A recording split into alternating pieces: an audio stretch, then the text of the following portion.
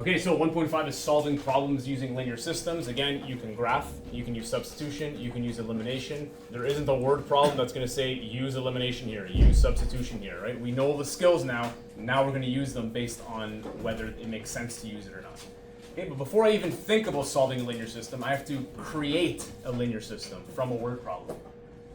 I have to set variables based on the word problem. I have to create two equations based on the word problem.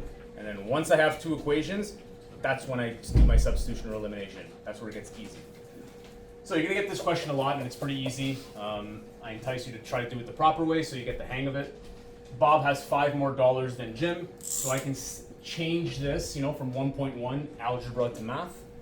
Bob has $5 more than Jim. I can say B equals 5 more than Jim, and I have an equation already. Very, very easy. Okay, this is a very easy question though. Next statement, the two have a total of $31. This means J plus B is 31, and this is equation 2. I also didn't set my variables yet, so I'm going to do that right now. I should have done that first. I'm going to say B represents, I'm not going to say money that Bob has, I guess I can. Yeah. Bob's money. And J is Jim's money. Yeah, I wanted to kind of make sure that you understand, put the units in your variables, money. Okay. So I have equation 1, equation 2. This is already solved for B, so to use elimination here doesn't really make much sense. Even though I could rearrange this and the J's will be the same and I could eliminate, but it's like kind of already set up for substitution here. But again, whatever you want. It's test day. You don't really remember elimination, you want to use substitution, go nuts. I'm not going to ask you what to use, okay, in word problems. So I'm going to take this value and substitute it into equation 2. So I'm going to say sub 1 into 2. And now I'm going to rewrite the second equation. I'm going to say J plus what the value of B is from the first equation equals 31. So J plus B equals 31, but B is replaced by the value of B from the first equation. We know this. And now I can continue. I can say J plus 5 plus J is 31. 2J is 31 minus 5. 2J is 26. J is 13. Okay, the rest is easy math. I'm going to pick an equation and substitute. Obviously this one. I'm going to say from equation 1. B equals 5 plus J, but I know J is now 13. I solved for it. So B is 18. Quick check. Jim has 5 less than Bob. Bob has 5 more than Jim. Together they make 31. I'm good. Therefore, read the last sentence. How much money does Jim have? Oh, just ask for Jim. Useless work. You see that? I was in solve linear system mode and I didn't read the question. It's only asking for how much money Jim has. So I don't need to even solve for Bob. I wasted ink and time. Therefore, Jim has $13. Done. Set your variables, come up with your equations, pick a strategy, and go. This question's pretty popular too. Okay. When you're selling tickets, sometimes there's children tickets, adult tickets, and they're worth different amount, like $5 for one ticket, $3 for another ticket. So you have to come up with equations similar to this one about student council selling hot dogs, for instance. So student council sells burgers and hot dogs. The hot dogs sell for $3.50, and the burgers sell for $5. Last barbecue, student council made $1,015, and we know that 230 total items were sold. We don't know how many were hot dogs, we don't know how many were hamburgers, but we know 230 things were sold. How many hot dogs does student council sell, and how many burgers? First thing, I'm going to set my variable. If you don't know what to set your variables to, it's always the unit of the answer. How many hot dogs did they sell? So H is number of hot dogs.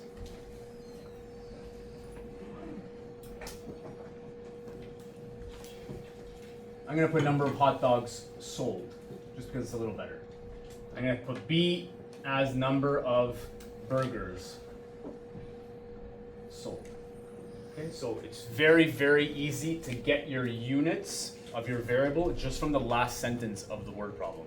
In very difficult questions, you could still do it, but sometimes it makes sense to change that unit. But these are like the 10 out of 10 difficulties, okay? Only some of us will even get there. Okay, now I'm gonna come up with an equation. So I know that 230 items were sold. This is usually the first equation that I come up with because it's the easiest one. It's very common to just be like this and this is this number of items, right? But if this is how many hot dogs, this is how many burgers, I know that H plus B is 230. That's an easy one. That's equation 1. Okay, the number of things. This kid has this many cars, this kid has this many trucks, you know, in total they have this many toys. Boom, A plus B is that number. Okay, that's the easy equation. The next equation is the money equation. Okay, notice how this is number of something, number of something, number of something. I can't have my units of dollars mixed in with numbers of things. They're different units. So one equation is going to be one unit, the other equation is going to be another unit. Number of things, dollars. So if hot dogs cost $3.50, to know how much I made from hot dogs, I have to multiply how many hot dogs there were by 350. If I want to know how much money I made from how many burgers I sold, which I don't know how many burgers I sold B burgers, I multiply the B times 5. And if I figure this out, I know that in total I made $1,015. Okay, that's a harder equation. It's confusing now. It'll become clear if you do the question like twice. This question isn't that hard. It's just hard at first. Okay, now I'm looking. I did substitution already, so I'm gonna maybe try some elimination. I like the H's and the B's lined up over here. I'm gonna make one of them the same. It's definitely not gonna be this 3.5 because I'm not trying to multiply that by 3.5. Okay, but I will multiply it by 5, even though I'd probably still use substitution here, to be honest.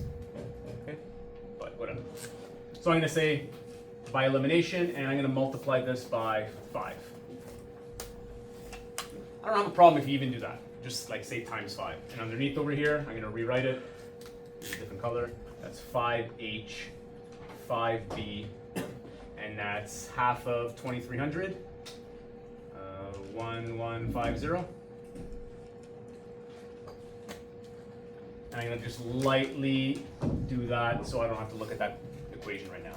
Now I can eliminate. Okay, so the elimination can happen here because the B's have the same coefficients and they have the same signs. So I'm going to subtract. I'm actually going to do 3 minus 2. I was about to do 2 minus 3. I took a look. I'm going to either get 2 negatives if I do 2 minus 3, but I'll get 2 positives if I do 3 minus 2. So I'll just rather do the larger numbers minus the smaller numbers. This is a 1.5H, and this is a, what? 135, thank you.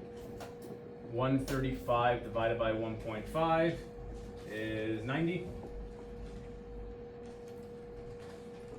So already I figured out that they sold 90 hot dogs.